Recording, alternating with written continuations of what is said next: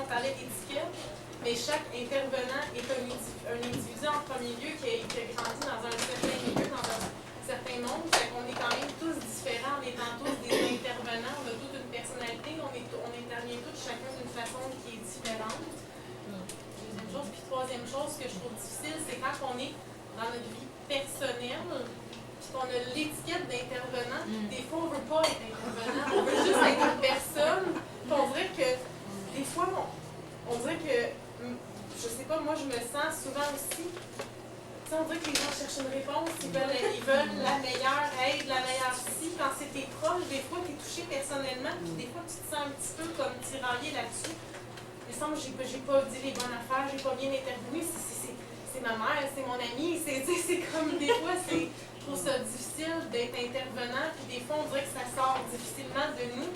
Puis dans le fond, il ne faut pas oublier qu'on est des individus en partie, puis qu'on a une vie aussi à l'extérieur d'être intervenant. Puis même dans nos relations professionnelles, ça peut des fois ressortir.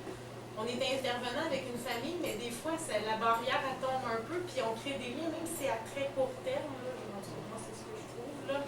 Mais des fois, c'est ce qui est difficile, parce que les valeurs qui nous fait être dans cette profession-là, c'est que souvent, on est des gens qui sont très empathiques, des gens qui sont... Fait que, des fois, c'est difficile de contrecarrer. Bon, ça, c'est la profession, ça, c'est ci, puis c'est fermé parce qu'il y a quand même des valeurs personnelles aussi, souvent, dans tout ça. Je vais penser à Carl Whittaker, c'est quelqu'un qui a été très important dans le développement des thérapies familiales aux États-Unis.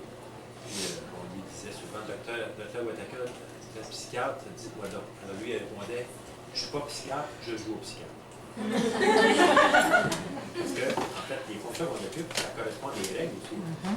Donc, des règles, ça régit des jeux. Et on pourrait tous dire, on joue au travailleur social, selon un certain nombre de règles. Mais on n'est pas. Là, on tombe dans l'étiquetage.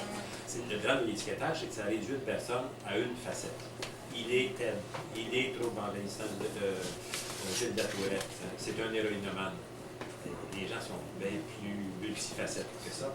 Alors, si on est, comme on dit, le TS a dit, le psychologue a dit, c'est qui dit ça?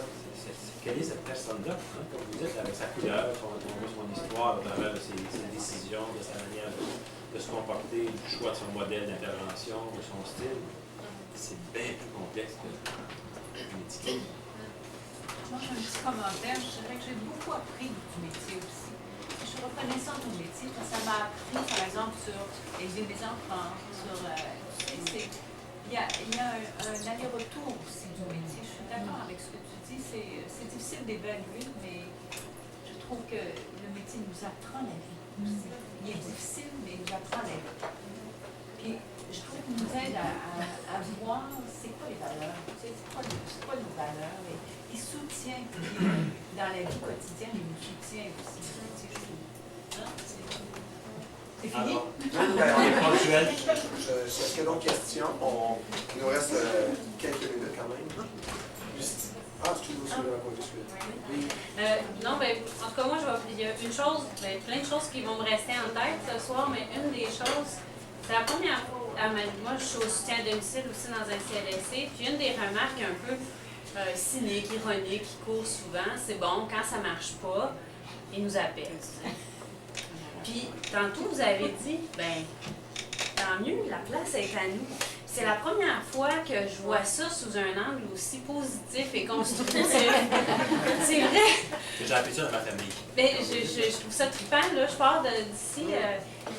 S'il y a bien un spécifique, c'est peut-être l'incertitude, c'est peut-être l'imprécision, mais c'est toute la place que ça veut dire. Puis, tu sais, la prochaine fois que quelqu'un va nous approcher pour dire, ben, faut t'apprendre un TS, ça prend un TS, ça prend un TS, ça prend un TS, ça marche pas, faut qu'elle s'en aille, il y a une urgence, puis elle est anxieuse, attends, qui est anxieux, là? Mais c'est comme, je vais essayer de garder ça en tête, de dire, ben, amène-moi-les. Amène-moi-les. Je suis là pour la complexité, justement, tu sais, je trouve ça trippant, vraiment, merci beaucoup. Oui. Qu'est-ce que tu avais? Qu'est-ce que tu as appris dans ta famille? Oh, je pensais à vous. Là. Moi, j'avais plein de garagistes dans ma famille. Des garagistes? Des garagistes, okay. Des oncles, des cousins, tout le côté de ma mère. Et je les ai jamais vus refuser une auto ou dire le bonhomme s'en occupe pas bien ou est sale, est en mauvais état. Ils disaient merci beaucoup, on s'en occupe. Parce qu'ils savaient très bien, s'ils commençaient à dire ben, il n'a pas huilé, il n'a pas, je sais pas changé d'huile. Les gens, les clients, ils l'ont vu. Hein? Alors, c'est sûr qu'ils étaient dans le privé, dans le commercial, mais c'était merci beaucoup. Amenez-vous les pires problèmes, les affaires les plus compliquées, merci beaucoup.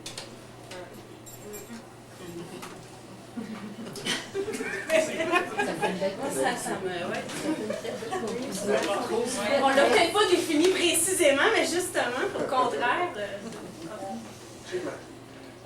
Il est 8 heures, on va arrêter là-dessus, mais juste avant, Marie-France, je vais peut-être aller se résumer. Ce que je retiens, c'est beaucoup de co-construction, hein, ce qu'on vit dans notre travail, puis ce qu'on a vécu ce soir. Moi, ce que je retiens beaucoup, comme c'est une co-construction, je pourrais co-construire là-dessus, là, c'est, je trouve que dans notre travail, on a affaire avec tous les enjeux de complexité, reliés à la différenciation, mais aussi à toute la richesse que ça nous apporte, d'oser la différenciation dans nos milieux de travail. Un beau résumé. Hein? Alors, Merci.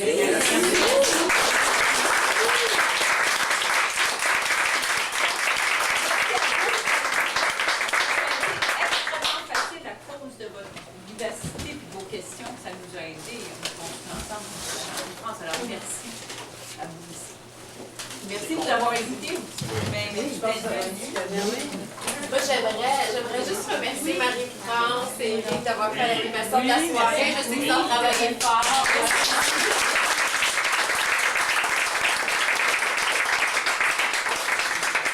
Vous n'avez pas voulu Ils ont fait ça bénévolement. On vous offre ceci d'abord. C'est bon. Les deux. Non, trois. Ah, ok, good. Wow, c'est bon.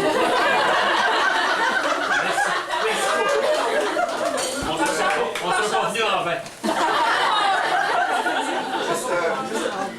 Juste avant de vous laisser aussi, deux choses. Premièrement, on souhaite, comme Marie-France disait tantôt, que ce soit le début de discussion ensemble.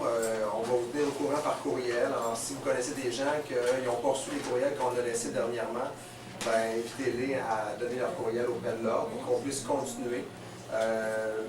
Et puis l'autre chose, c'est qu'il va y avoir l'assemblée annuelle, l'assemblée générale, qui va avoir lieu le 13 juin. On va vous envoyer un courriel par rapport à ça, mais ça va être commensal aussi. Ça va être un petit peu commensal. Il y en a une petite salle aussi qui est possible d'avoir. On va vous envoyer ça par courriel.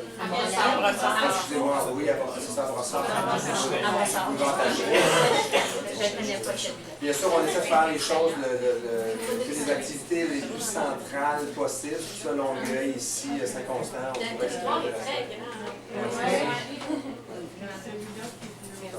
donc, en espérant vous voir à l'Assemblée générale et pour la prochaine rencontre.